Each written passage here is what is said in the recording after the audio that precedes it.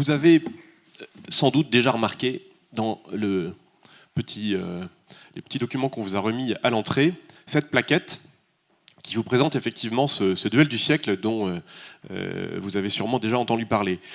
À la 7, on s'est dit, voilà, le ZAN arrive, artificialisation contre densification. Tiens, et si on mesurait un peu cette affaire, qui serait le plus fort? Chiffre à l'appui. Alors on s'est prêté à l'exercice, et on s'est prêté à l'exercice avec des cas réels. Donc on a lancé un appel à manifestation d'intérêt à notre cher réseau pour qu'on nous propose des projets sur lesquels on effectuerait une analyse comparative entre un projet et son scénario miroir fictif en densification, s'il s'agit d'un projet d'extension, ou l'inverse. Et donc je vous présente les deux lauréats de cet appel à manifestation d'intérêt en appelant à mes côtés Olivier Broussois, directeur général de la SEM d'équipement du Poitou. Bienvenue Olivier. Et Nathalie Tanière, directrice générale de la Société d'équipement départementale de l'Aisne, qui nous rejoint. Bienvenue Nathalie. Vous nous avez donc présenté deux projets. Très intéressant, l'un en densification, l'autre en extension, que Vincent Horviller, consultant en ingénierie financière à la 7, capable de tout modéliser, même votre vie, de la mettre dans un tableau Excel. Vincent nous fera donc la restitution de cette étude. Et pour en retirer... asseyez-vous. Pour en retirer les principaux enseignements, nous avons aussi choisi d'interpeller des éclairages, de prendre un peu de hauteur avec Arnaud Leland, directeur de la practice aménagement à la 7. Bienvenue Arnaud, merci. Et Timothée Hubcher, directeur des opérations de Citadia, du groupe 7, pour voir comment est-ce qu'on peut tirer du sens de tout cela. Alors, merci à tout un chacun de votre présence ici, et peut-être sans plus attendre, Vincent, peux-tu nous redire en deux mots la construction de cette évaluation socio-économique comparative de ces projets? Avec plaisir, merci Nicolas. Est-ce que tu passes les diapositives, je m'en charge? Parfait. Alors, donc, bonjour à tous, moi je m'appelle Vincent Horviller. On va commencer par vous présenter du coup les deux projets, quelles sont leurs caractéristiques principales et comment est-ce qu'elles nous ont servi pour justement modéliser les externalités associées à chaque scénario. Du coup, il y a deux scénarios, deux projets. En commençant peut-être par celui de Saint-Quentin, Nicolas, il me semble que tu voulais peut-être laisser la parole à Madame Tanière, je crois, pour présenter le projet. Oui, peut-être juste nous dire un mot comment est-ce que tu as construit l'analyse. D'accord. Et puis effectivement, Nathalie, Olivier, on sera très preneur d'un petit mot de présentation des projets que vous connaissez par cœur, bien sûr. Très bien, alors du coup, je reprends. Donc, comment est-ce qu'on a construit l'analyse? Donc, on a récupéré premièrement les données de projet auprès des EPL d'aménagement qui nous ont fourni les informations, les caractéristiques des projets, leur localisation, leur programmation, leur typologie, leur taille. Et pour chacun de ces projets, comme tu le disais Nicolas, on a construit un scénario miroir, un contrefactuel, qui nous permet de comparer 6 projets en extension urbaine, son scénario miroir en densification, requalification de friches et inversement. Très bien. Alors donc, nous avons ces deux projets dont vous avez une première illustration sous les yeux, celui de Saint-Quentin dans l'Aisne. Nathalie, un petit mot, qu'est-ce qu'on a voulu avec ce projet? Qu'est-ce qu'on a cherché? Quelle est la vision qui a tiré un peu sa conception? Bonjour à tous. Donc effectivement, le site était en plein cœur de ville. C'était des anciennes filatures, puis après une ancienne usine MBK. Donc c'était vraiment une friche industrielle comme on peut la connaître dans certaines villes. Et l'intérêt était effectivement, parce que c'est très bien placé, c'est à proximité de la gare, c'est à proximité de l'université. Ils viennent de requalifier ce site pour y créer, là vous le voyez dans le programme, effectivement des logements, mais une opération mixte en fait, à la fois du tertiaire et du logement. Et des résidences étudiants. Très bien. Et du coup, pour compléter, donc, comme vous l'avez dit, donc, c'est un scénario en centre-ville, en requalification de friche. Et quel scénario miroir on a retenu? On retient, pour comparaison, exactement la même programmation, puisqu'on identifie que le territoire a des besoins qui sont donc ceux justement d'accompagner avec du logement social, du logement adapté, du logement intermédiaire et du logement étudiant. Mais on fait varier la localisation. C'est-à-dire qu'au lieu d'être sur une friche en centre-ville, on va s'installer en extension urbaine, en l'occurrence en deuxième couronne de la ville-centre de Saint-Quentin, mais quand même dans la communauté d'agglomération. Même caractéristique, même programmation. Si je peux rajouter un élément, il faut savoir que la Com d'Aglo de Saint-Quentin, quand elle a lancé ce projet-là, elle n'était toujours pas, et d'ailleurs elle n'est toujours pas adhérente à un établissement public foncier. Tout à fait. Du coup, on peut passer peut-être au projet suivant. Alors, c'est par là. C'est bon. Donc deuxième projet, donc cette fois-ci porté par la CEP. Donc on se situe dans le Grand Poitiers, à Poitiers et Migné-Auxances. Donc cette fois-ci, c'est non pas un projet en requalification de friche, mais c'est un projet en extension urbaine. C'est un projet d'immobilier à vocation économique, mais pas seulement. On verra un peu plus tard comment justement ces caractéristiques influencent les externalités et le bilan socio-économique du projet. C'est un projet qui s'inscrit sur le temps long. Peut-être que vous pourrez nous en parler, Monsieur Broussois. Et je vous parlerai juste après peut-être sa présentation du scénario miroir. Alors Olivier, un projet qui est né il y a une dizaine d'années. Donc peut-on dire, bien avant qu'on commence à parler du zéro artificialisation nette en tant que tel, qu'on pourrait presque qualifier d'ancienne génération, mais on va voir que son histoire est très intéressante justement dans l'optique de ce changement de modèle qu'on invoque. Pareil, qu'est-ce qui lui a donné naissance? Bon, un projet d'activité secondaire, forte nuisance, donc sa localisation n'est pas anodine. Raconte-nous un peu la genèse du projet. Oui, alors peut-être tout d'abord remercier la CET de cette invitation et de ce travail sur notre projet. Et puis peut-être dire par rapport à, je dirais, à Poitiers quand même, que la CET ne travaille pas que sur des projets comme ça, parce qu'on a vraiment l'impression d'être sur un projet très contrasté par rapport à l'ère du temps et qu'on est aussi investi sur des sujets, je dirais, de reconversion de friches industrielles, puisqu'on est lauréat du fonds friche sur une recomposition d'un site de 7 hectares ex-site industriel sur l'agglomération, et puis qu'on est aussi impliqué dans une AMI de la NCT qui concerne les territoires pilotes de sobriété foncière, où on travaille sur ces sujets, je dirais, de densification. Cette précision pour dire que par rapport à la coloration politique des élus de Poitiers, je ne voudrais pas apparaître complètement en contradiction avec ce que portent les élus de Poitiers aujourd'hui sur cette collectivité. Alors, ce projet, pour revenir au projet, c'est un projet effectivement qui a été conçu, la genèse c'est fin des années 2000, début des années 2010, avec l'idée effectivement pour une collectivité comme Poitiers de préparer du développement économique sur son territoire. Poitiers, historiquement, c'est une ville de tertiaire administratif, avec beaucoup de déconcentration de services de l'État, beaucoup d'administration, beaucoup d'établissements publics. Et donc, je dirais, la volonté de la collectivité de se donner les moyens d'accompagner un développement économique sur son territoire. Donc, effectivement, une grande ambition avec un territoire de 200 hectares. Juste dire quand même qu'il y avait eu une précaution, une volonté dès l'origine de faire à l'ancien. On était sur des modèles anciens, mais avec une certaine précaution sur la qualité, je dirais, de l'aménagement et une certaine volonté d'accompagner une ambition paysagère et environnementale sur ce parc. Merci Olivier. Donc les acteurs vous sont présentés. Alors, le déroulé de la pièce. On y va pour les résultats? Parfait. Alors, donc, je reviens un peu en arrière. Non. Si, parfait. Donc on commence par Poitiers, donc par la CEP. Romain Lucaso vous l'a dit tout à l'heure en éditorial, l'évaluation socio-économique, elle permet d'évaluer les projets, non pas en tenant compte seulement de ses aspects financiers, mais en tenant compte de ses externalités, de ses impacts, de ses externalités à la fois marchandes et non marchandes. Je vous explique tout de suite comment comprendre cette diapositive. Sur le côté gauche, vous avez un histogramme qui représente la comparaison des externalités, le bilan socio-économique, par scénario. Donc on a tout à gauche l'extension urbaine, le scénario projet.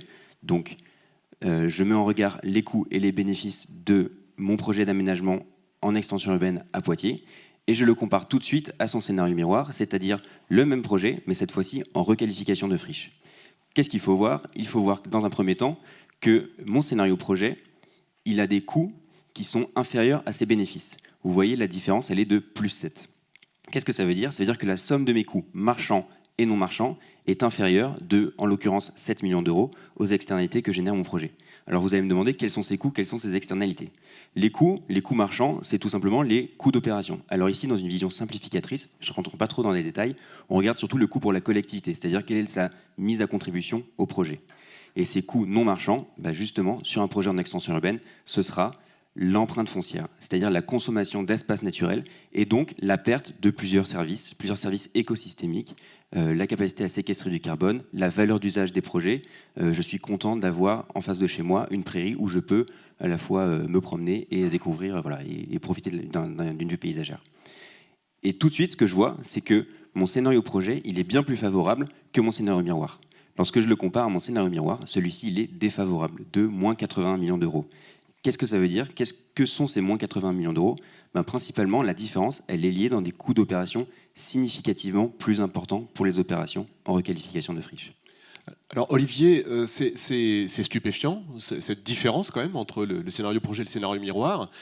Premier résultat presque contre-intuitif, on dit tiens, finalement le scénario en extension, c'est plutôt lui qui sort vainqueur de ce duel, en tout cas dans cet exemple-là.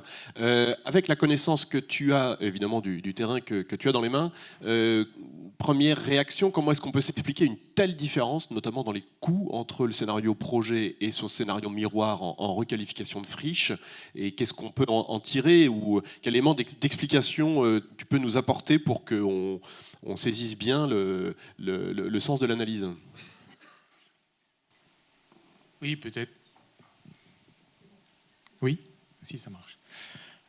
Peut-être dire effectivement qu'on avait peut-être été dans un contexte sur ce parc d'activités qui est extrêmement bien placé par rapport aux infrastructures du territoire. Et donc effectivement, certainement qu'il y a un certain nombre d'éléments qui permettent de dire que c'était assez facile, je dirais, de le développer. On est le long d'une voie... de la voie LGV qui relie Paris à Bordeaux. On est en bordure d'une nationale, on est en bordure d'une autoroute, l'autoroute A10. Donc il y a certainement des éléments de positionnement du parc qui étaient quelque part très favorables à une implantation économique, en comparaison avec effectivement aussi des disponibilités de friches industrielles ou de friches économiques sur le territoire qui ne sont pas vraiment présente. On est sur un territoire, comme je l'ai dit, qui n'a pas une vocation économique forte historiquement. Donc, je dirais, les opportunités pour retrouver, des implantations équivalentes quand on veut placer cette agglomération dans une dynamique de développement, elles n'étaient pas si faciles, je pense, pour Vincent de trouver des alternatives avantageuses, on va dire. Peut-être nous dire un mot justement sur la nature des activités accueillies sur le projet. Alors effectivement, on est à l'origine sur 3 types d'implantations. Des implantations autour des notions de recyclage, tous les métiers de recyclage des déchets, bâtiments et autres filières. Le positionnement de Poitiers sur le domaine de la logistique, puisque c'est un territoire qui est pas du tout très peu présent aujourd'hui sur la logistique. Or, on sait qu'on a une demande de plus en plus pressante sur ces secteurs d'activité. Et puis, c'était aussi la volonté pour un territoire comme Poitiers de se garder une marge de manœuvre pour accueillir des projets exogènes, plutôt à forte valeur ajoutée.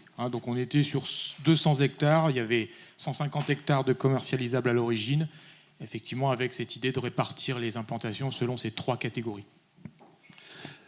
Et pour aller peut-être un petit peu dans le détail, Vincent, nous compléter avec l'analyse des chiffres que tu as bien en tête, qu'est-ce qui crée cette différence aussi importante pour vraiment sortir de cette journée en ayant les idées claires sur le sujet ? Oui, alors donc justement c'est parfait parce qu'on va faire le lien avec la programmation. Donc vous avez dit c'est un projet qui va consommer des espaces, certes, mais pour les activités liées à l'économie circulaire, à la logistique.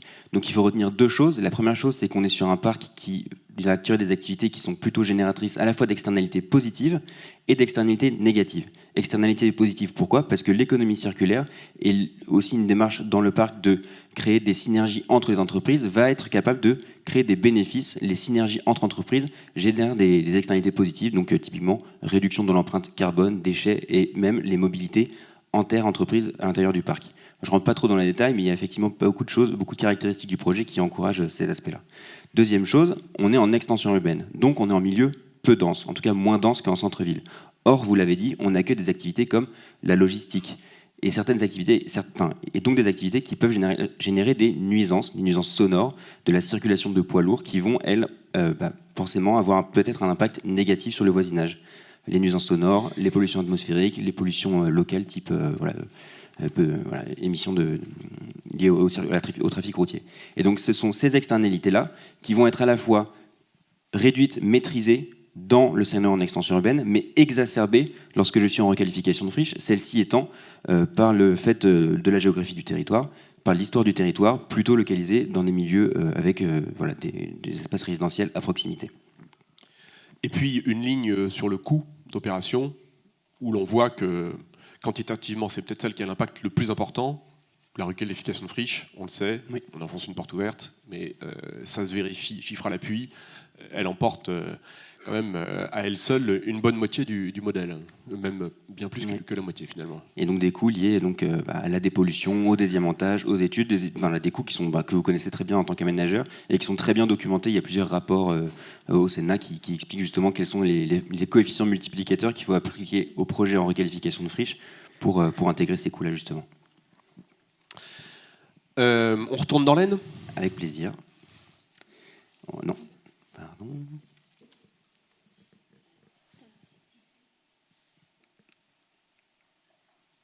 On retourne dans l'Aisne. Donc cette fois-ci, un projet très différent. On n'est plus sur une zone d'activité économique, on l'a dit, c'est un projet mixte, avec principalement de l'habitat, mais aussi des activités tertiaires. Donc on retrouve le graphique que je vous ai présenté tout à l'heure. Côté gauche, le bilan socio-économique associé à chaque scénario. Et côté droit, je ne vous en ai pas trop parlé à la diapositive précédente, la liste des effets et leur monétarisation en fonction des deux scénarios. Qu'est-ce qu'il faut retenir ? C'est que cette fois-ci, c'est le scénario en requalification de friche qui est bénéficiaire par rapport au scénario en extension urbaine. Pourquoi ? Ce n'est pas le fruit du hasard, c'est le fait que ce scénario en requalification de friche, de par sa nature, projet mixte, requalification d'une friche en centre-ville, il va générer des externalités positives à la fois pour ses usagers directement, mais aussi et surtout pour ses riverains, puisque lorsque je requalifie une friche, je redonne de l'attractivité au territoire et j'emporte donc des bénéfices qui dépassent le cœur du projet d'aménagement, mais son quartier en général. Alors nous voilà rassurés, nous ne sortirons pas de cette journée en disant que c'est l'extension qui a gagné le duel de ce fameux duel du siècle contre la densification, la requalification. Nathalie, peut-être un mot pour bien comprendre pourquoi est-ce qu'on a cette meilleure performance du projet en centre-ville par rapport à son scénario fictif miroir en extension. Mais déjà, effectivement, on reprécisait que c'est un écoquartier qui d'ailleurs est labellisé puisqu'on est en étape 2, donc qui a fait l'objet comme une démarche le préconise sur la labellisation écoquartier, de beaucoup de concertation et d'un aménagement vertueux avec une grande densification, avec aussi un traitement des espaces extérieurs, je vous le disais, vertueux.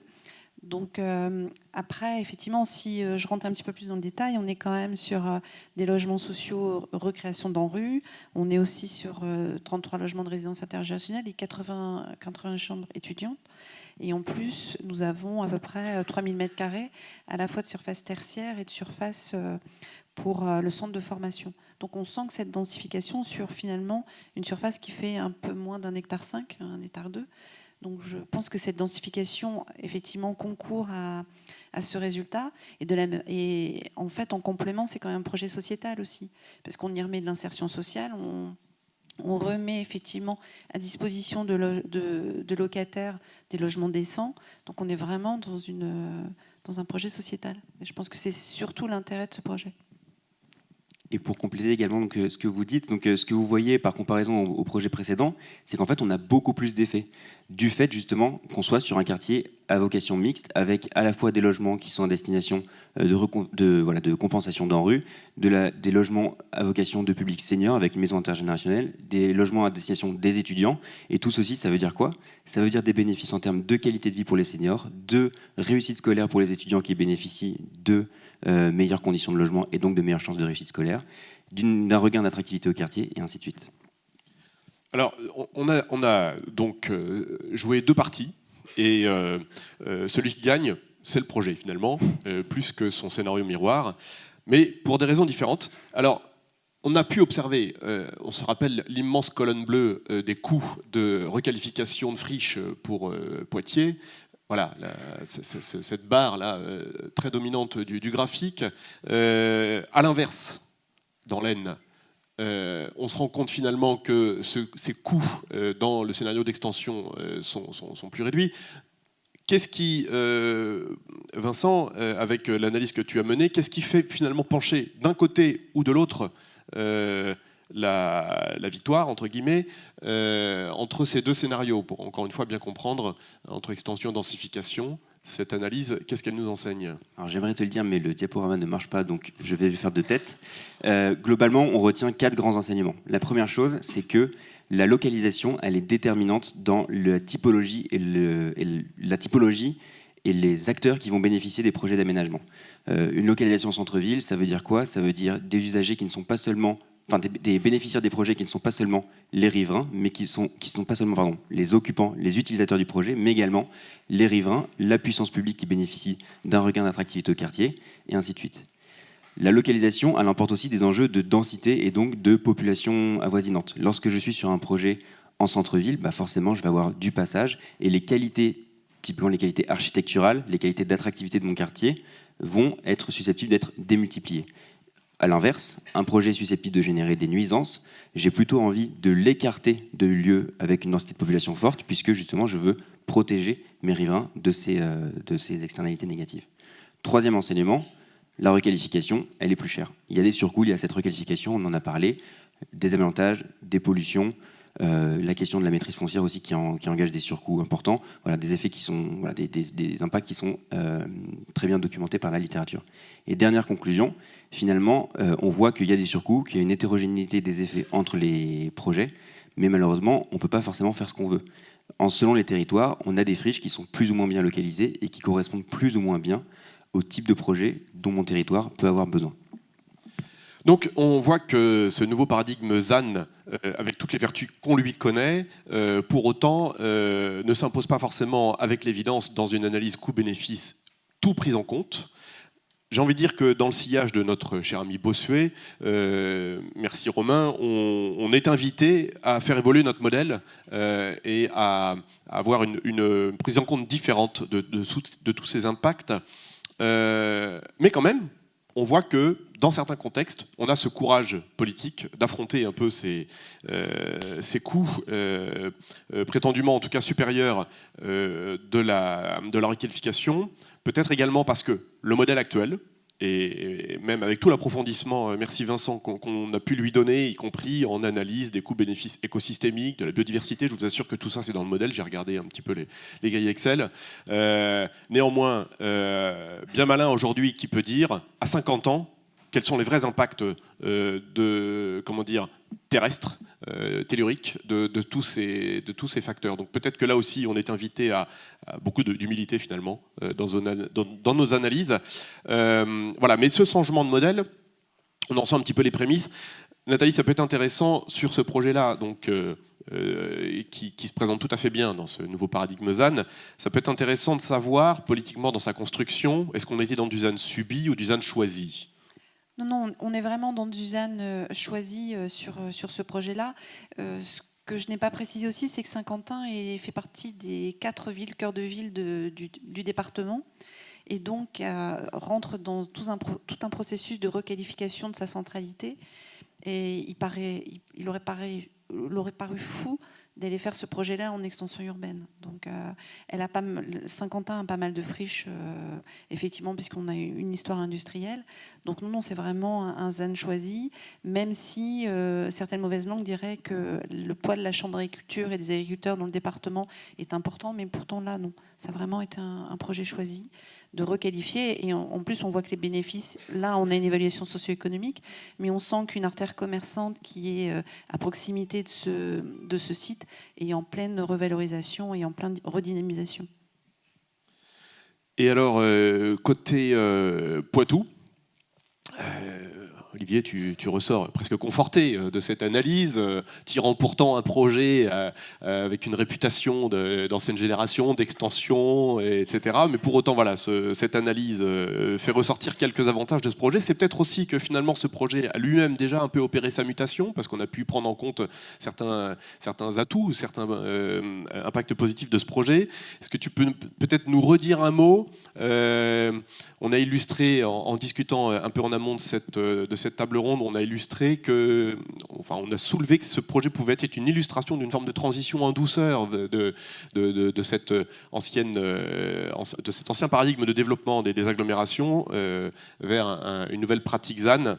Voilà, comment est-ce que dans ce projet ça peut se traduire et s'illustrer? Oui, tout à fait. Enfin, vous imaginez bien que quand la nouvelle majorité écologiste est arrivée à Poitiers, ça a été une réinterrogation immédiate de ce projet. Ça, il ne faut pas le nier. Le premier réflexe était de dire on arrête tout. Donc ça a été un travail, effectivement, je dirais, de contextualisation, justement, qui est toujours important par rapport à où en est le territoire dans son développement et de comprendre comment le projet s'inscrivait dans cette logique territoriale. Donc effectivement, on a été amené à réfléchir parce qu'il y avait des objectifs politiques, des symboles que les élus voulaient absolument voir transcrits à travers un certain nombre de projets que l'on portait. Et donc effectivement, moi, avec l'équipe de la CEP, on a surtout mis en avant cette difficulté d'avoir des disponibilités, comme je l'ai dit précédemment, pour développer un certain nombre d'activités économiques, endogènes ou exogènes, qui avaient besoin de trouver des déclinaisons assez rapidement sur le territoire. Et donc, comme on était sur un territoire un projet au long cours, puisque on est engagé jusqu'en 2038, 200 hectares 2038.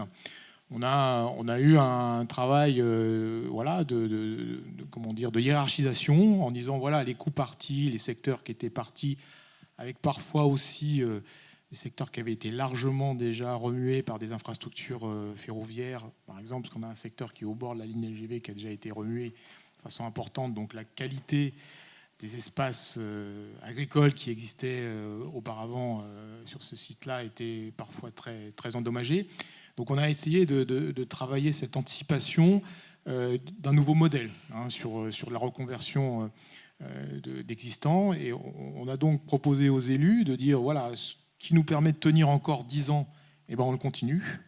Et puis par contre, ce qui va au-delà, on choisit les bonnes terres et on vous laisse, je dirais, vous élus, prendre de nouvelles orientations qui sont conformes à vos ambitions politiques. Et donc on a effectivement sorti 65 hectares d'un seul tenant de cette zone, 65 hectares qui étaient occupés, qui avaient été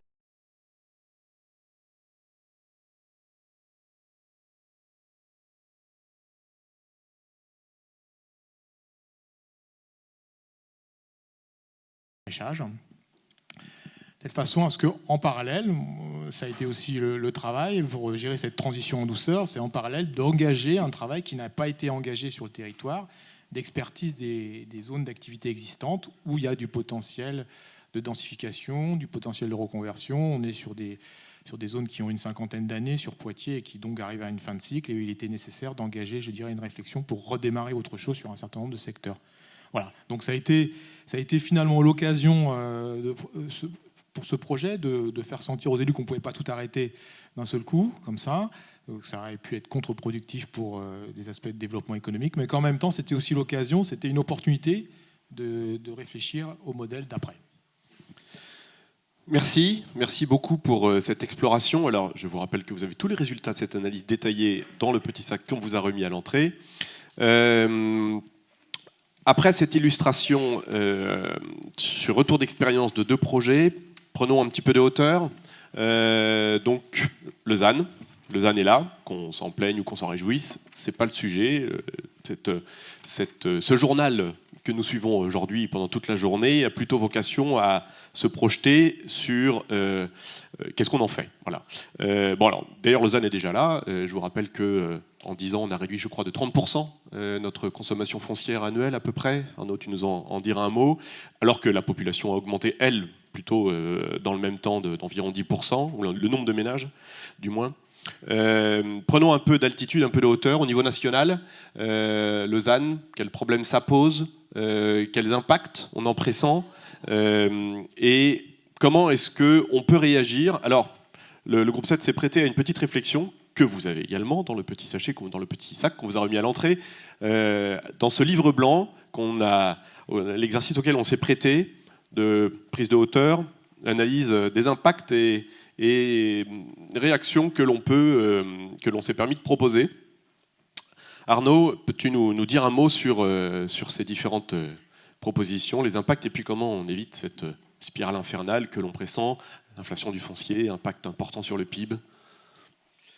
Oui, merci Nicolas. Bonjour à tous. Alors, peut-être modestement, on a essayé, enfin la prise de hauteur, oui, on a essayé de porter un regard un peu critique sur, j'allais dire, des constats déjà posés, des actes déjà posés. Tu évoquais effectivement, là, sur les années récentes, déjà un mouvement assez favorable en termes de réduction des surfaces aménagées en extension urbaine, mais on a essayé effectivement de donner un peu plus de profondeur en termes de temporalité pour mesurer, j'allais dire, à court terme, surtout, ce que ce changement en fait, de paradigme que constitue la mise en œuvre de cette trajectoire zéro artificialisation nette va avoir comme conséquence dans, j'allais dire, la façon dont on va fabriquer la ville demain.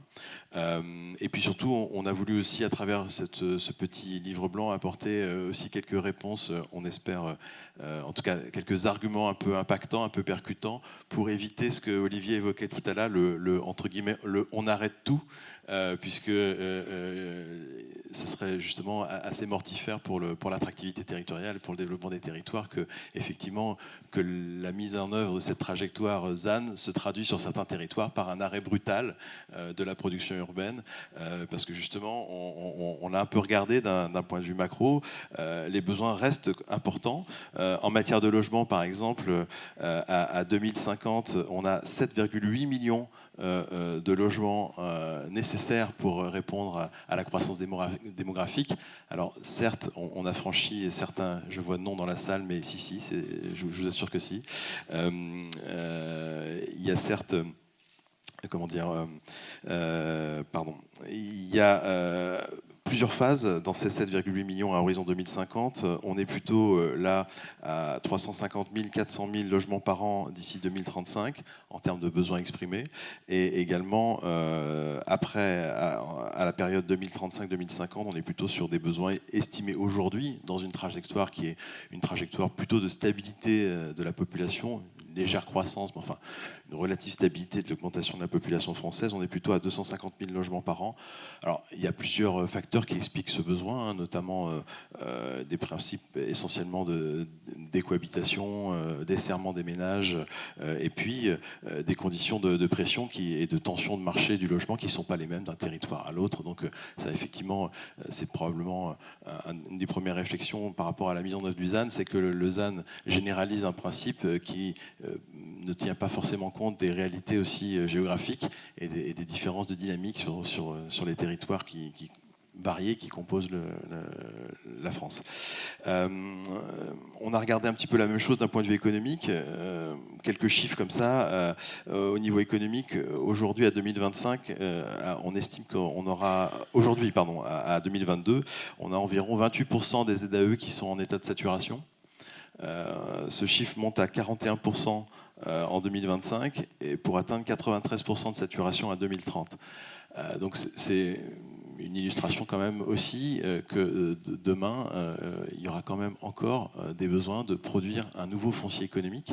Et quand je dis nouveau foncier économique, justement, la question de comment on produit ce foncier dans un paradigme qui a évolué et qui, j'allais dire, limite la capacité d'accéder à un foncier urbanisable assez facilement et donc implique une nouvelle façon de faire.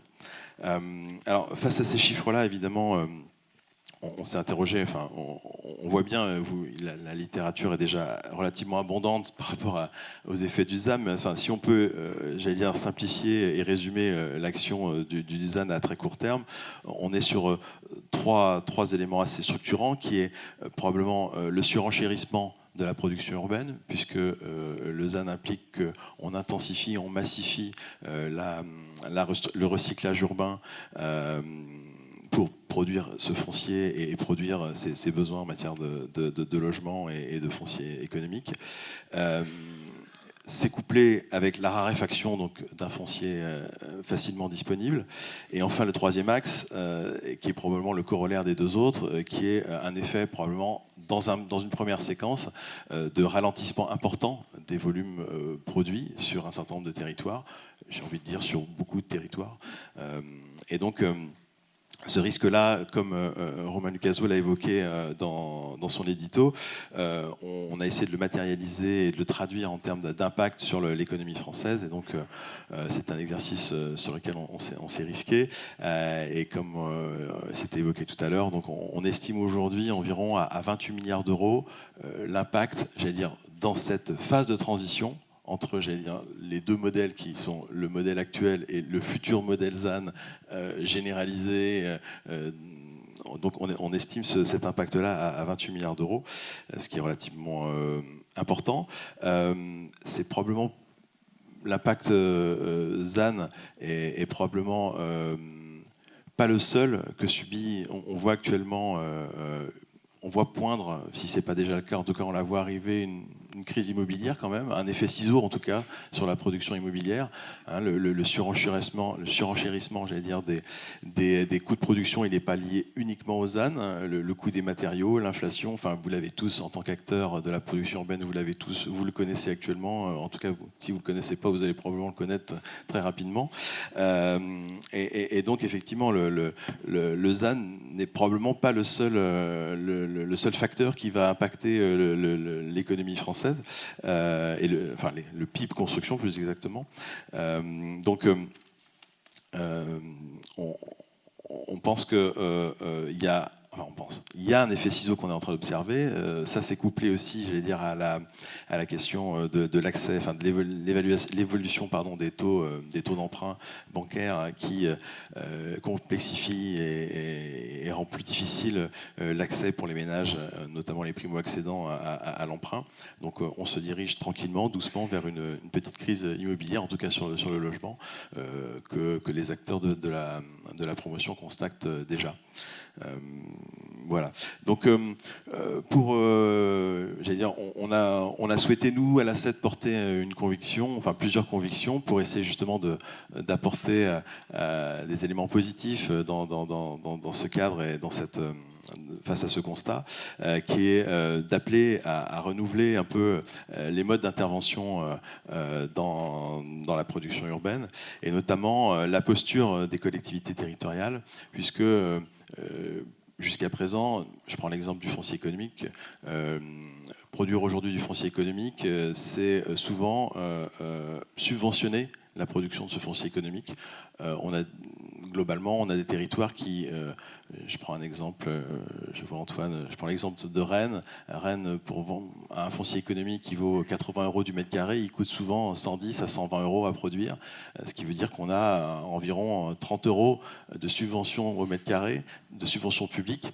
Cette subvention-là constitue, j'allais dire, un one-shot qui permet d'offrir aux entreprises et aux investisseurs la possibilité d'assurer leur développement. Par contre, effectivement, demain, dans ce nouveau paradigme où le foncier sera rare, la question est posée de comment les collectivités peuvent faire pour, j'allais dire, se rendre à nouveau propriétaires d'un foncier qu'elles auront contribué à produire grâce à une subvention et qu'il faudra racheter à un prix rattachées d'une valeur immobilière ou d'une valeur foncière beaucoup plus importante, puisque justement elles auront une nouvelle vocation qui n'est plus une vocation agricole. Donc ces constats-là, qu'on pourrait, j'allais dire, également étendre à la question du foncier de logement, poussent à réfléchir à une posture des collectivités qui soit une posture non plus plus une posture de subvention, mais plutôt une posture d'investissement sur les collectivités, sur le territoire. Donc l'idée serait effectivement que, en tout cas c'est ce qu'on appelle de nos voeux, à la construction d'un nouveau paradigme foncier qui appelle à renouveler en fait une maîtrise publique foncière, et une maîtrise publique foncière de très long terme, dans un principe de développement d'une production urbaine, en tout cas dans les zones à forte tension, dans un principe de décorrélation et de dissociation entre la propriété foncière et la production et le bâti. Alors, on voit bien que dans les réactions possibles, imaginables, et en tout cas que l'on se permet de proposer, partant d'une situation où finalement on a une approche des collectivités qui peut soit être subventionnelle, comme tu l'as rappelé, une approche qui pourrait être aussi de ne rien faire, de laisser libre le jeu du marché, faire sa pleine action. Sur cette option-là, sans aucun, bien sûr, sans aucune position de valeur sur le fond, une illustration peut-être, Olivier, je crois qu'en discutant, on avait identifié une illustration qu'est-ce que ça peut donner de laisser complètement libre le jeu du marché opérer pour se laisser réaliser cette densification. Je crois que tu avais un exemple d'un projet intéressant. Oui, aujourd'hui Poitiers est dans une situation un peu effectivement changement de paradigme aussi sur son positionnement territorial, c'est-à-dire qu'on a, et vous l'avez soulevé dans les revues urbanisme récentes, ces villes moyennes qui deviennent aujourd'hui très attractives pour un certain nombre de raisons, et donc il y a une pression très très forte aujourd'hui sur Poitiers sur la question de l'immobilier résidentiel. On a aujourd'hui une pression d'un certain nombre d'opérateurs immobiliers qui viennent de partout autour.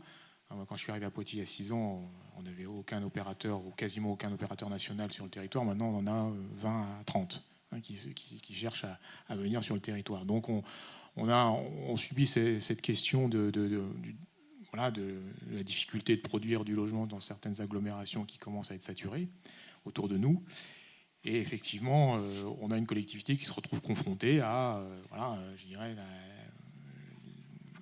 l'émergence de projets, on va dire, entre guillemets, spontanés, dans des tissus pavillonnaires de faubourgs, soit parce que, effectivement, à l'intérieur de ces faubourgs, on avait des locaux d'activité qui est un peu en déshérence, où on voit des affectations qui ont été interceptées par les opérateurs, soit effectivement des opérateurs qui se présentent chez les particuliers et qui veulent acheter le pavillon sur 2000 m². Ils en achètent un, ils en achètent deux, ils font une réunion foncière et puis ils produisent une opération immobilière derrière, en densification forcément. Alors là, c'est vrai qu'on se retrouve pour les élus, c'est extrêmement compliqué parce qu'ils se retrouvent, je dirais, face à des réactions très vives des associations de riverains, des quartiers, des associations de quartiers qui s'organisent. On était sur un territoire où il n'y avait pratiquement pas de recours sur des permis, ça commence à venir. On a même des riverains qui se liguent entre eux pour acheter et contrer l'action des promoteurs pour acheter des terrains autour de chez eux pour empêcher ces opérations de se déployer. Donc c'est vrai, c'est une vraie difficulté. S'il n'y a pas de planification opérationnelle globale, on se retrouve vraiment à subir pour une ville comme Poitiers cette attractivité nouvelle qui n'avait pas été anticipée. Et donc je pense qu'effectivement c'est extrêmement important d'avoir une stratégie d'investissement, et nous on porte ce discours-là au niveau de la CEP pour que progressivement, je dirais, il y a un travail plus fin qui soit mené sur des territoires comme celui-là. On va mener ce travail-là d'ailleurs dans le cadre de la démarche territoire pilote de sobriété foncière portée par la NCT. C'est effectivement on sait bien qu'il va falloir intensifier le tissu, mais si on le laisse faire comme c'est aujourd'hui le cas, il y aura beaucoup de blocages. Les projets sont certes réglementaires, mais ils ne sont pas dans un niveau d'acceptabilité requis par les riverains. Donc c'est ces difficultés-là auxquelles il faut certainement remédier. Alors cette question d'acceptabilité est intéressante. Il n'y a pas que dans le bassin parisien, il y a dans le bassin poitevin où les vilains promoteurs viennent couper les arbres. Arnaud, cette question d'acceptabilité, c'était un des axes aussi, je crois, sur les trois paquets un peu de réactions possibles qu'on envisageait. La question de l'acceptation, de l'acceptabilité, de la densité en faisait partie. Alors, tout ça est intimement lié, évidemment. Effectivement, ce nouvel interventionnisme public qu'on évoque là, enfin, que j'évoquais à l'instant, il ne peut se faire qu'à la condition aussi d'intégrer la planification, la stratégie foncière dans la planification. Pour ça, il faut renforcer la connaissance et j'allais dire, explorer l'ensemble des gisements fonciers qui sont disponibles, ou en tout cas qui pourraient, à moindre coût ou dans une certaine mesure, être disponibles dans les prochaines années.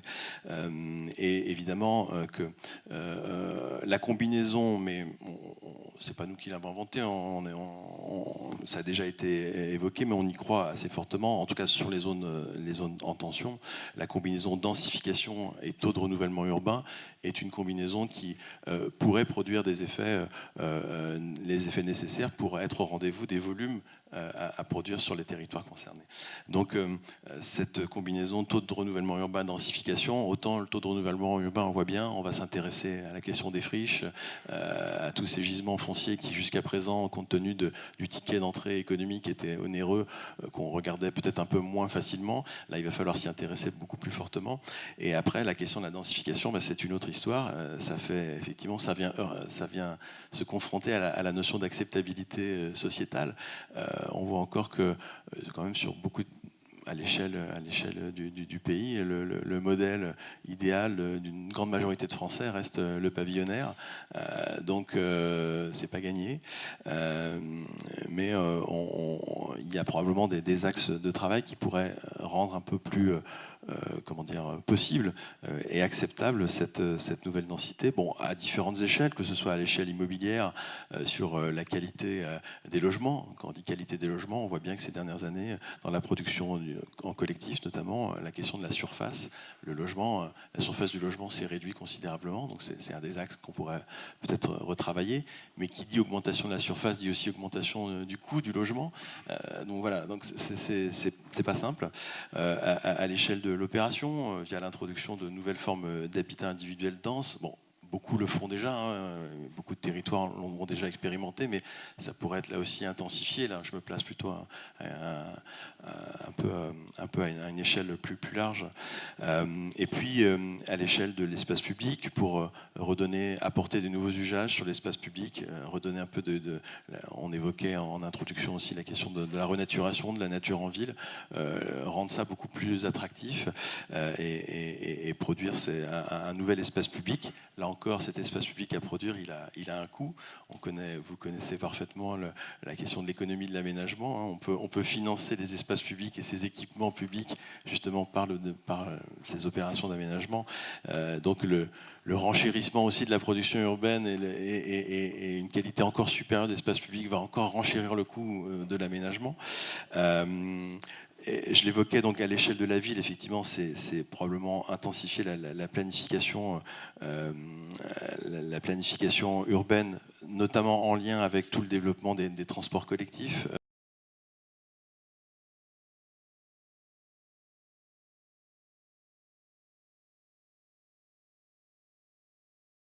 Un vecteur, un support de développement urbain, tous ces transports collectifs. Et puis à l'échelle du grand territoire, à l'échelle de l'aire urbaine, c'est effectivement l'émergence peut-être d'une approche polycentrique avec l'émergence de nouvelles centralités à développer qui permettraient là aussi de décliner, enfin de mettre en œuvre un peu plus d'intensification urbaine, de densité, oserais-je dire. Voilà. Donc il y a on voit bien qu'il y a des moyens d'action à toutes les échelles. Les solutions ne sont pas simples. Elles sont souvent génératrices de coûts et de surcoûts.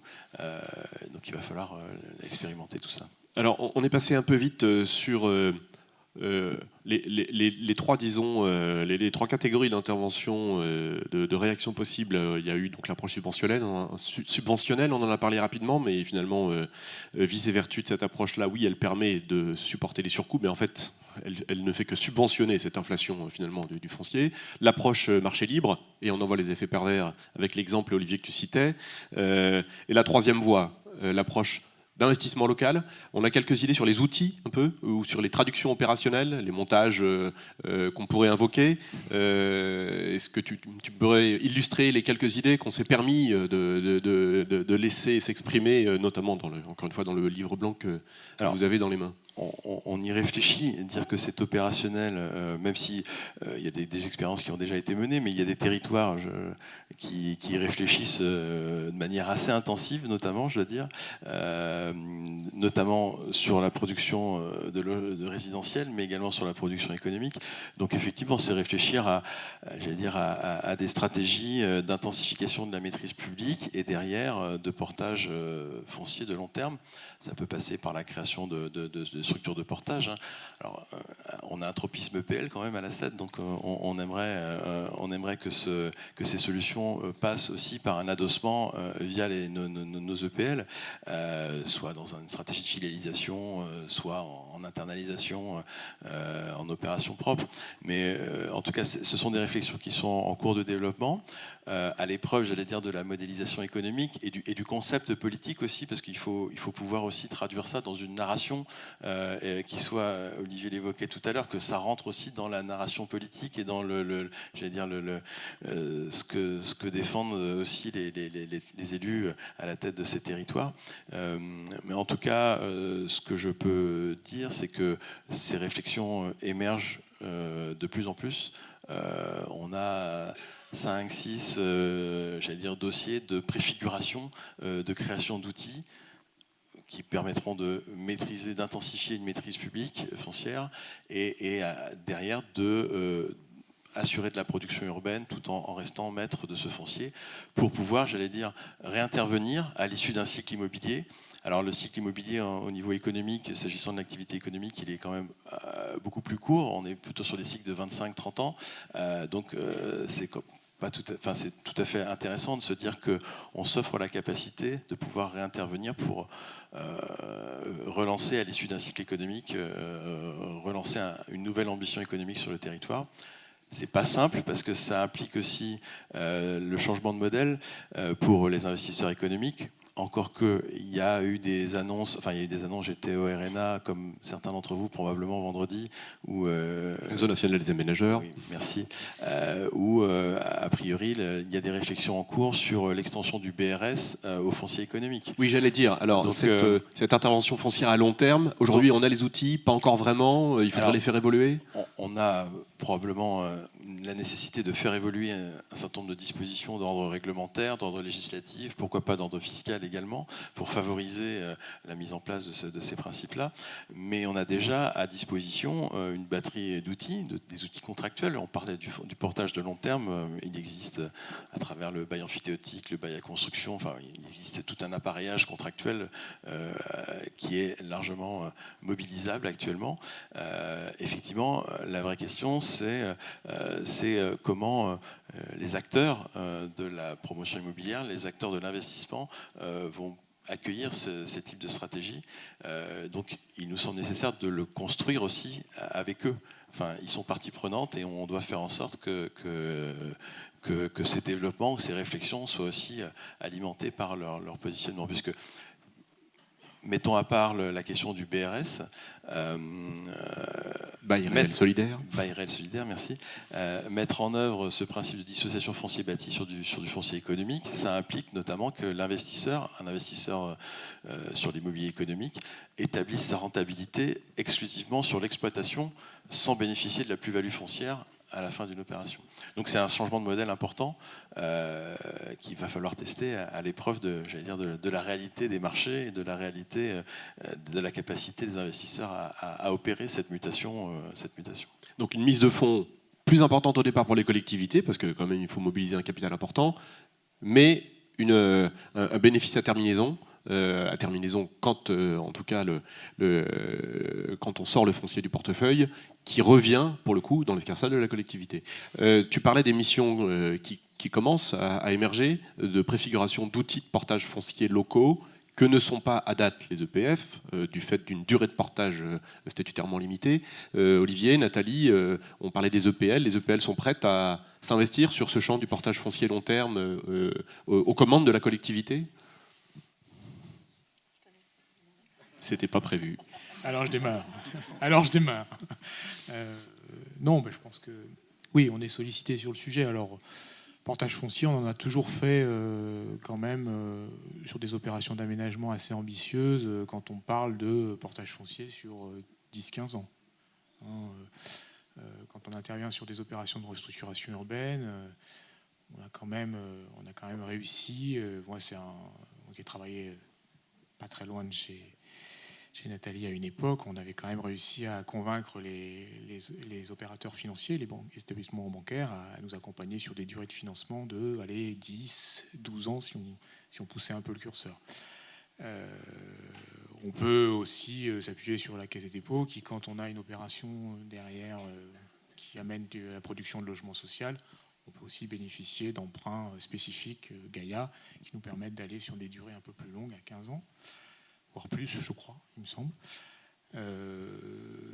Mais effectivement, je pense que c'est un besoin qui se fait de plus en plus pressant, je dirais, de la part des collectivités qui sont contraintes aujourd'hui financièrement par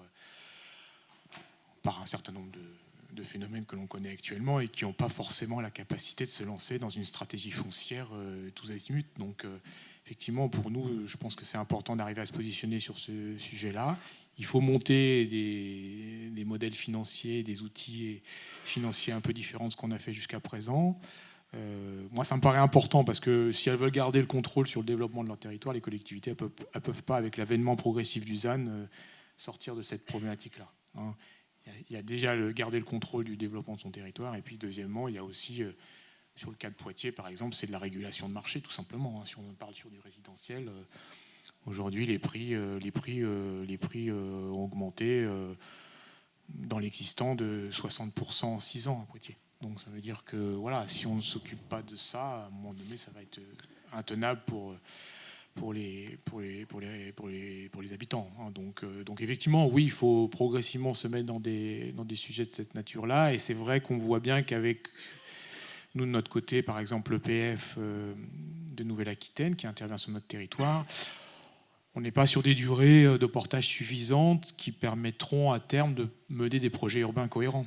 C'est-à-dire quand on est à 5-6 ans, puisque c'est à peu près ce que nous demandent les EPF aujourd'hui, 5-6 ans de portage, ça veut dire que quelque part, le projet qui doit venir sur la friche ou sur le foncier en question, il est déjà plus ou moins prédéterminé et prêt à l'emploi. Donc c'est vrai qu'il faut trouver des formules différentes. Il faut qu'on y travaille. Voilà, on en est là. Et en tout cas, nous, de notre côté, il y a une. Alors le démembrement, on le sait que c'est une des solutions possibles. Démembrement foncier bâti. Hein. Voilà, ouais, démembrement foncier bâti.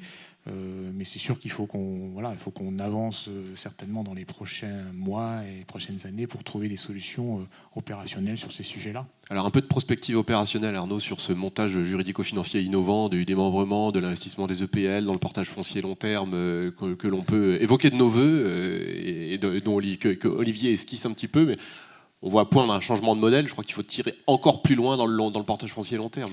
Déjà, je remercie Olivier d'apporter un peu de sens critique dans cette proposition, parce qu'effectivement, dit comme ça a l'air simple, mais en vérité, ça ne l'est pas. Enfin, c'est relativement compliqué. Ce qui est intéressant, c'est que j'aime beaucoup le mot de régulation, puisque aujourd'hui, je parlais de 5-6 dossiers là, qui émergent, et en vérité, plus que la question du ZAN, l'émergence de ce besoin, il vient plutôt de l'envie des territoires à exercer justement leur rôle de régulation sur les différents marchés, de pouvoir conserver la maîtrise de leur développement. C'est quand même ça qui motive l'action et qui motive le recours à ce type de solution. Et évidemment que le ZAN est, j'allais dire, le décorum dans lequel s'inscrit cette démarche-là. Il y a un autre élément qui a été évoqué et qui est une des difficultés pour développer ce type de stratégie, c'est la question du financement. Aujourd'hui, vous allez voir un banquier, vous lui dites je crée une structure de portage qui va porter pendant 50 ans du foncier avec un loyer qui est pas énorme. Banco, on y va. Bon, c'est probablement c'est une gageure aujourd'hui. Donc il y a probablement là aussi un modèle à inventer, un positionnement, une nouvelle doctrine de la part des financeurs, que ce soit notre actionnaire Caisse des dépôts évidemment, qui est probablement très attendu, c'est pas probablement, qui est très attendu sur ce sujet, mais aussi l'ensemble du secteur bancaire. Comment demain, on ne peut pas penser que, j'allais dire, dans un changement de paradigme aussi profond que le ZAN, on n'est pas aussi, ça s'accompagne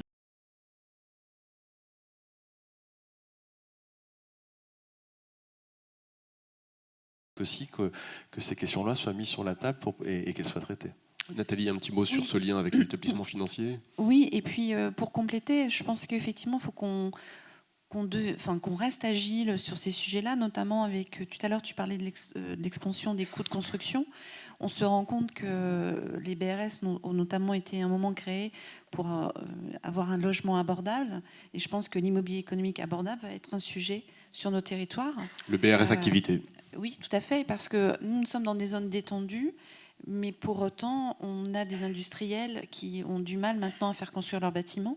Et un exemple tout simple, on a une SEM immobilière d'immobilier économique, et quand je fais mes réévaluations régulières, mon immobilier économique prend de la valeur au fur et à mesure des années. Donc on sent bien que là, il y a aussi un sujet pour qu'on puisse permettre à nos territoires d'accueillir aussi des activités industrielles. Nous, on a notamment sur une agglo, on en discutait en préparant, l'agglo de Soissons, par exemple, est en train de privilégier toute son extension urbaine que l'économique et remettre tout le logement dans ses friches. C'est vraiment sa volonté. Alors, après, il y a un sujet d'équilibre territorial au niveau du logement, parce qu'effectivement, le président de PCI ne peut pas non plus contraindre les communes des couronnes alentours à ne pas avoir, avoir des créations de logements. Mais pour autant, c'est une volonté. Il privilégie le foncier en extension sur l'économie. Alors s'il y avait un petit mot à retenir pour nos chers partenaires qu'on a vu s'afficher tout à l'heure à l'écran, ce BRS activité peut-être est une des notions qu'on peut retenir de la journée. Un mot rapidement, il faut avancer. On voit poindre la nécessité au niveau local de cette prise en main, de cette maîtrise majorée de la stratégie foncière. Timothée, peut-être un mot, c'est un sujet déjà bien adressé par le groupe Citadia, cette stratégie foncière locale. Alors de quoi on parle quand on parle de cette nouvelle planification stratégique foncière locale? Qu'est-ce que ça veut dire et comment est-ce qu'on s'y prend pour la réussir? Alors déjà, tu disais tout à l'heure, le ZAN est là.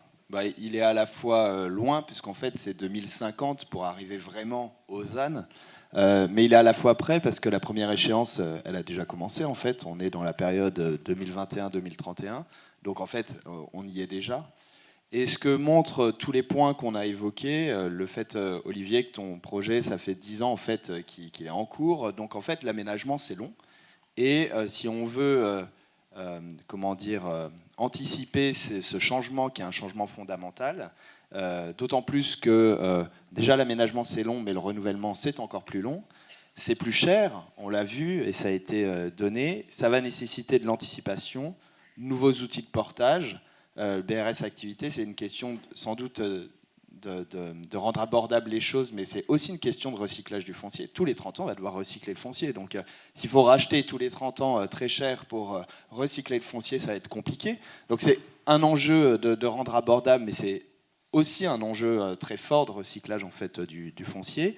Il va falloir financer la mobilisation des logements vacants au sein des territoires, notamment détendus, là où la réhabilitation coûte plus cher souvent que le logement réhabilité. Ça, c'est des enjeux qui sont importants. Et donc la planification, elle est là pour anticiper, elle est là pour nous donner la trajectoire, et elle est là pour nous permettre d'engager les choses et de ne pas avoir une rupture directe, de permettre de finir certains projets qui ont été commencés, mais surtout de ne pas avoir une rupture dans la production de logements, dans les zones d'activité. Arnaud disait qu'on est en saturation des zones d'activité. Là, il va falloir qu'on construise, avant d'y arriver à la saturation, les conditions d'installer de nouvelles activités.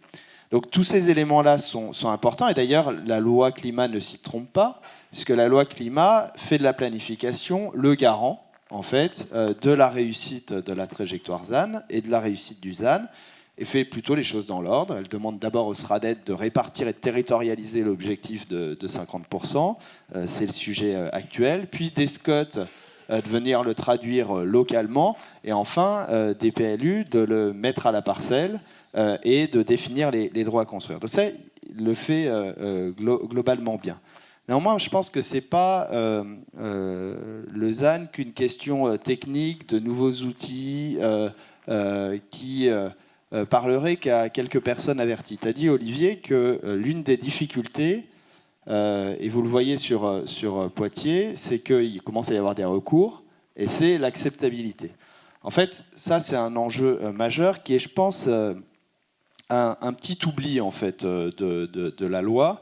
et qui est que on ne fera pas du ZAN une lecture seulement technique, de dire là on n'a plus le droit de construire, là il faut construire, parce qu'on aura des blocages importants. Et il y a une vraie question de projet derrière ça, de vrais projets de société. Si vous dites à tout le monde que le ZAN, c'est permettre qu'il n'y ait pas 60% des espèces qui s'éteignent, 99,9% des gens sont d'accord, j'espère, je dirais pas 100, mais au moins 99,9%.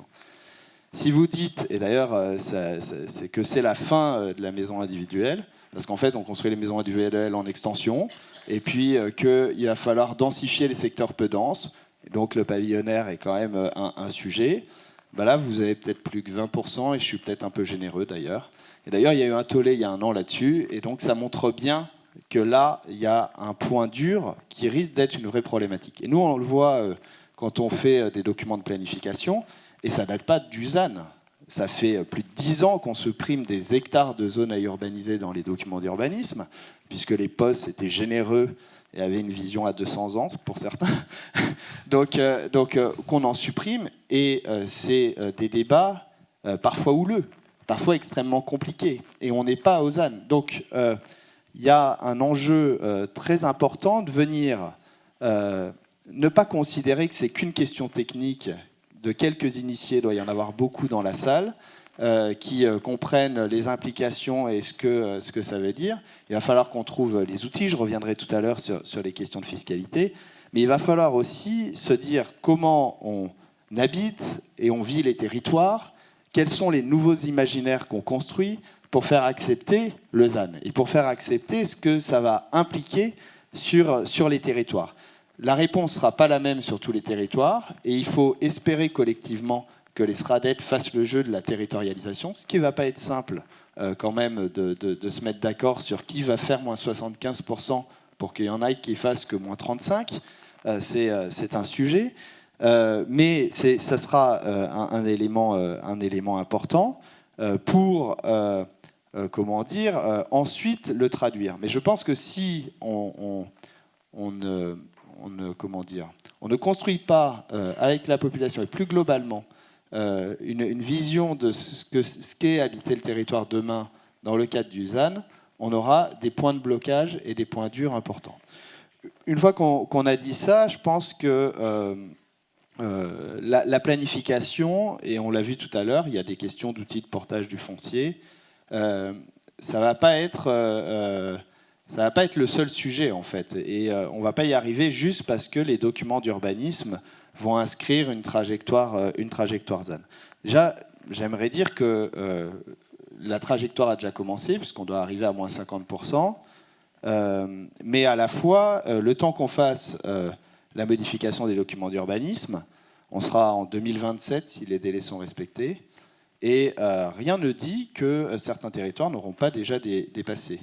Et donc, est-ce qu'on va leur dire qu'il n'y a plus rien, il n'y a que de la renaturation pour ces territoires? Ça va être un vrai enjeu. D'autant plus que 2021 est l'année la plus consommatrice d'espace. C'est un peu le sauf qui peut, hein, et que la 2022 ne devrait pas être en reste, à mon avis. Et ça pose un deuxième point qui est, à mon avis, un deuxième oubli qu'il va falloir traiter, qui est le sujet, et c'est ce que montre aussi l'étude, qui est le sujet du coût de l'aménagement en extension et donc de la fiscalité. On a des coûts qui sont moins importants en extension que dans le tissu urbain, et une vraie question de se dire comment on vient, quand on construit en extension, financer la renaturation et la compensation, sinon, et donc rééquilibrer quelque part les coûts. Et c'est sûr qu'aujourd'hui, on a une fiscalité qui permet encore la défiscalisation en extension, qui permet encore d'avoir des taxes d'aménagement qui soient les mêmes qu'on soit dans le tissu urbain ou en extension.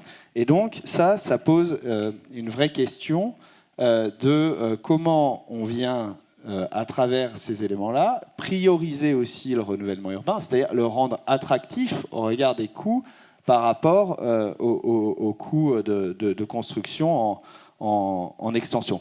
Je dis quelque chose comme ça, mais si on avait supprimé le Pinel en extension et puis doté plus le de Normandie, si on avait imposé une taxe d'aménagement, par exemple, à 15% dès qu'on est en extension pour financer la compensation demain, on aurait eu un coup d'arrêt presque direct, pas un arrêt total, mais en tout cas une diminution forte de la consommation d'espace, alors qu'on a connu une année 2021 qui a plutôt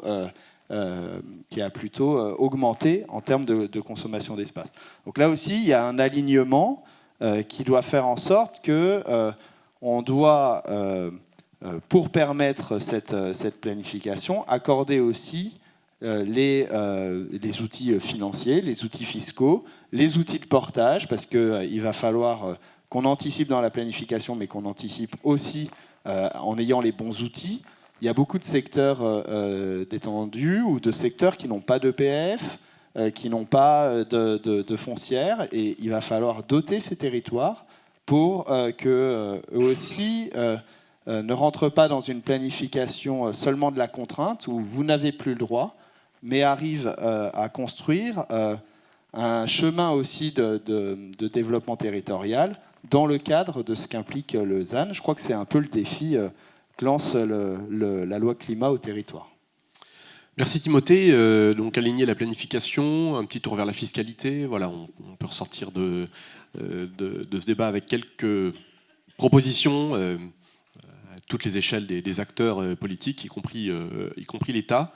Voilà, on a à la mode 7 pris appui sur l'opérationnalité indéfectible et impérative des projets, notamment des membres du réseau. On a porté le regard sur l'horizon, on a essayé de prendre un peu de hauteur et de voir un peu ce que ça voulait dire au niveau local. Peut-être qu'il reste un approfondissement nécessaire et je vous laisse la parole pour une ou deux questions, ou deux ou trois même, qui pourraient être posées à nos différents intervenants. Je vois la main de Clément Minier se lever. Clément Minier, directeur général de la 7 SET, la SEM de Tours. Une remarque et une suggestion. La première sur la remarque, je pense que le ZAN va devoir conduire les collectivités à muscler fortement, et je suis désolé, ça va faire vieux débat, mais la façon dont elles élaborent les PLU. On l'a presque abordé avec Olivier sur Poitiers, parce qu'à mon sens, la réponse à faire à ces élus, c'est qu'ils avaient qu'à mieux écrire leur PLU. Et là, avec le ZAN, en fait, on va avoir le secteur économique, l'habitat, qui vont tous se retourner vers du renouvellement urbain. La difficulté, on le sait, c'est que les PLU, dans 90% des territoires, sont faits en chambre, à huis clos, par les élus et leurs services urbains.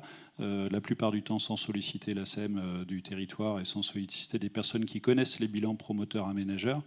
Le PLU va devoir tomber dans la question économique de la production des fonciers à cause du ZAN. Et par conséquent, à mon avis, on a intérêt, nous, SCET, à porter le message du fait que les collectivités doivent se muscler et écouter des gens quand elles élaborent leur PLU. Ça, c'était ma remarque. Après, sur le deuxième point, je suis un fervent défenseur du BRS activité économique. Je pense qu'effectivement, c'est un modèle très enviable. Par contre, j'ai peur que si on se dit qu'il y a une piste pour les EPL à développer leur modèle, je crains que la réponse soit négative à terme, puisqu'on va se confronter au mur de la capitalisation.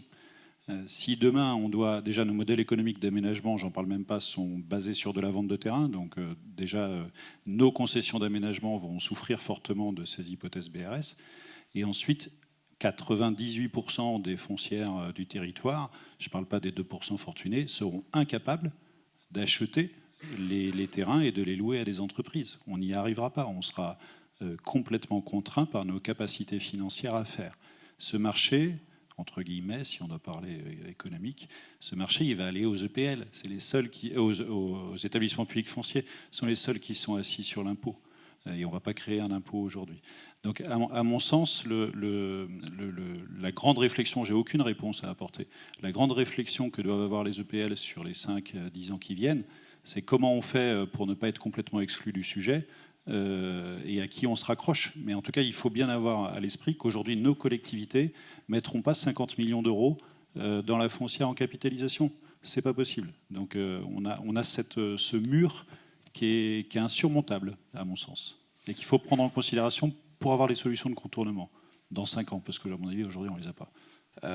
Les deux ne sont pas incompatibles. On a des expériences aujourd'hui qui existent. Vous prenez par exemple Foncière Commune, qui est une structure, donc une SAS, une filiale, dans laquelle on retrouve les FIF et la SEM locale.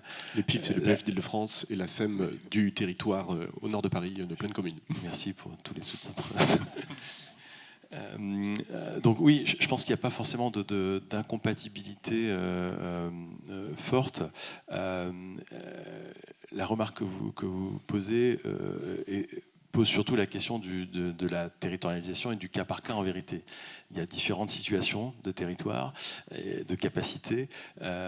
Effectivement, la logique voudrait qu'on s'appuie sur des structures qui disposent déjà d'une amplitude économique, une amplitude capitalistique suffisamment forte pour appréhender ce sujet-là.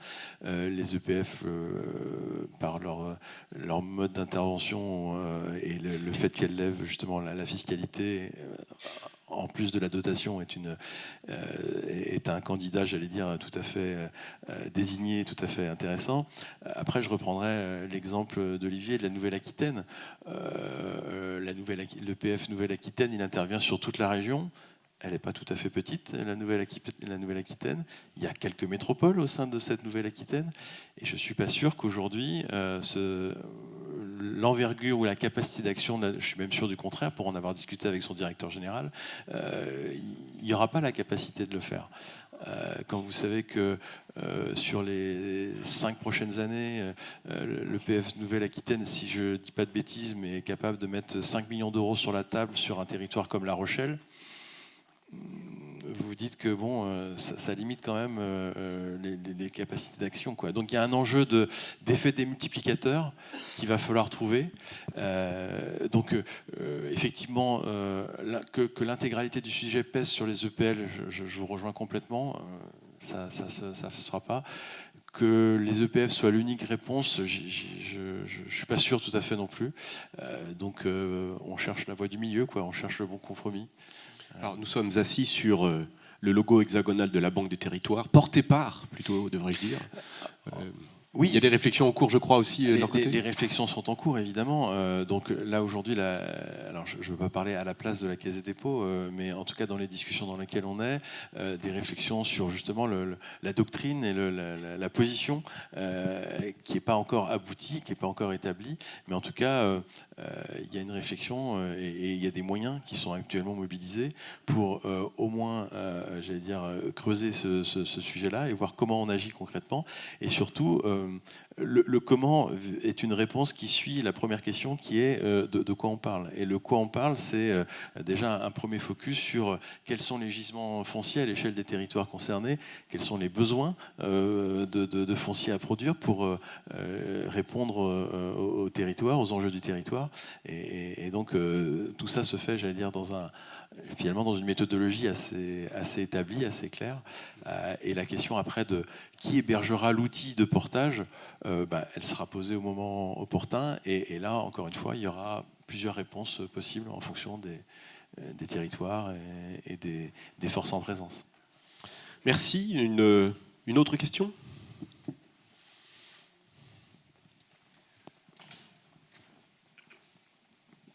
Oui, Dominique Givois, merci pour donc directeur de la CEMIP et de la SPL Ensemble en première couronne parisienne. Je voudrais juste, je vous remercie pour ce débat très riche. Juste souligner que c'est quand même tout à fait anormal, effectivement, que quand l'industriel ou l'activité économique arrive, le foncier ne doit rien valoir, et quand elle s'en va, ça doit valoir une fortune, et que l'action publique doit derrière essayer de trouver les moyens, et on voit bien là dans les embarras qu'on n'aura jamais l'argent public pour assurer ce portage de long cours. Juste peut-être témoigner, je pense qu'il faut qu'on essaye de s'inscrire davantage dans les cycles. Tu as évoqué, Arnaud, et vous avez évoqué le montage en bail à construction. Je pense que c'est une très bonne piste que nous avions mis en œuvre quand j'étais aménageur sur Paris, où effectivement sur des sites très stratégiques, où il s'agissait d'accueillir des activités fragiles comme des cinémas ou autres types, effectivement l'aménageur produit un foncier qu'il ne vend pas à son coût, à une activité, mais sous une forme de bail à construction, avec un retour à la collectivité au bout du temps d'amortissement de l'investissement par l'exploitant de l'activité. Je pense que ça, c'est vraiment une très bonne piste qui ne requiert pas de mobiliser, au-delà de l'action de l'aménageur sur lequel nous, EPL, nous sommes positionnés, des moyens publics importants pour avoir une assise qui permette de porter du foncier sur 30 ans, 40 ans, 50 ans, selon la nature de l'activité. Voilà, je pense que c'est une piste que vous avez évoquée qu'il faut vraiment creuser. Le BA Construction fait partie des hypothèses dans le scope des constructions de nouvelles solutions. C'est un outil qui est disponible, qui par ailleurs a fait ses preuves dans un certain nombre de cas existants. Enfin, Dominique l'a rappelé. Donc c'est un outil peut-être qu'on avait un tout petit peu oublié, qu'on avait laissé un peu de côté et qu'il faut dépoussiérer un petit peu et surtout l'inscrire dans une stratégie. En fait, j'espère que mon propos est clair, mais en fait, l'idée c'est plutôt quelle stratégie de réponse globale face à ces situations-là. C'est pas juste, il n'y a pas de solution miracle dans le sens où le bail à construction, c'est, j'allais dire, le recours systématique. Non, c'est plutôt effectivement, j'aime beaucoup l'idée de foncier stratégique. Effectivement, il y a des zones sur lesquelles on a envie de développer, j'allais dire, une ville accessible à tous, le maintien de certains emplois productifs dans la ville, qui est quand même une question sur un certain nombre de territoires, éviter d'avoir la ville monofonctionnelle. Et ça, dans l'évolution actuelle, on ne pourra le faire qu'à la condition d'un interventionnisme conscient, public conscient et fort de certaines convictions, quoi. Sinon, effectivement, la notion de valeur prendra le pas et à un moment donné, on va retrouver des activités qui peuvent pas soutenir un loyer important. On va les retrouver en deuxième, troisième couronne, ou enfin en tout cas, voilà, pas dans la ville. En tout cas. Il nous reste 2 ou 3 minutes peut-être pour une dernière question.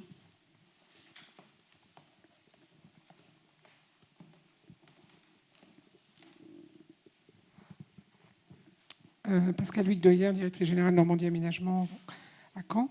Moi, j'avais une question. Alors, évidemment, le BRS pour l'activité économique, c'est une des solutions. Mais pour avoir discuté avec des aménageurs belges, par exemple, qui ont depuis très longtemps essayé de conserver la propriété de leur foncier, de dissocier, de démembrer comme on l'envisage, ils me faisaient part aussi des difficultés qu'ils avaient parfois à la récupération des fonciers. Parce que là, on est sur de l'entreprise, on n'est pas sur du logement. Donc on est parfois sur des entreprises qui vont avoir pollué les fonciers en question. Et donc ils se retrouvent non seulement en plus de la charge foncière à assurer la dépollution des fonciers qu'ils récupèrent sur des entreprises parfois défaillantes qui ont quitté les locaux.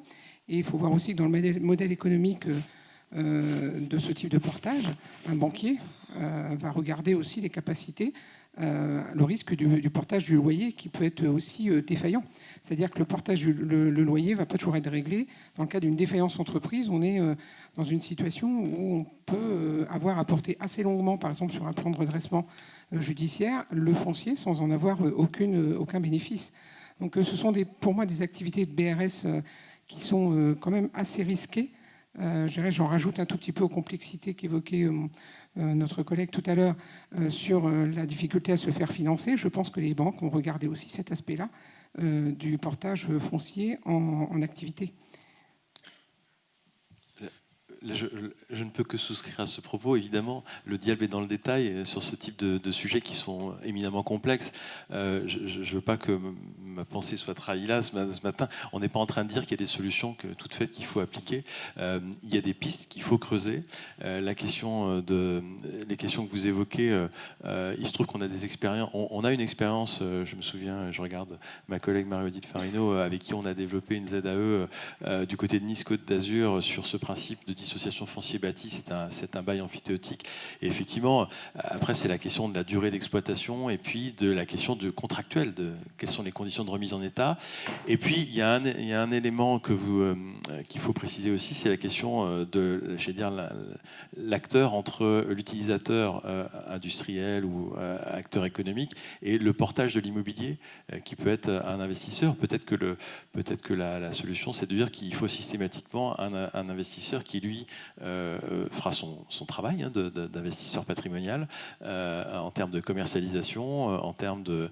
vous voyez, donc effectivement, la question est complexe. Elle ne peut se régler qu'en construisant des partenariats avec les acteurs locaux aussi. En tout cas, c'est c'est comme ça qu'on appréhende le sujet. Eh bien, je crois que nous sommes exactement dans les temps. Bravo, bravo à tous et pour ces exposés riches.